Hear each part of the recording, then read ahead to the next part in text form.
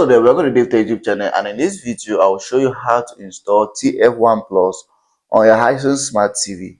If you find this video helpful, make sure to like, subscribe and share for more important videos like this. So if you have a Hisense Smart TV and want to install the TF1 Plus application, this is exactly what to do, and it's simple. Just come over here to the App Store, which is going to be the same on any Hisense Smart TV. If you have a Hisense Smart TV and it doesn't have this, then you don't have the real application or the real TV. You're having a fake one. So go over here, just go over here and search for the application, which is TF1. So TF1, let's just go ahead and type that on our TV. TF1.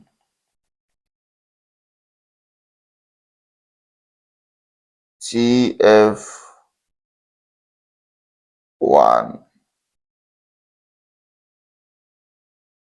Now I need to go to numbers. So here's it, TF1. I'll go ahead and search. And here's the application, just click on it once.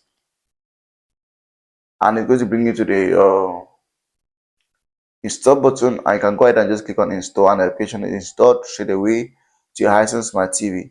So you can choose where to place it and then launch it on your Hisense Smart TV and watch content as you want.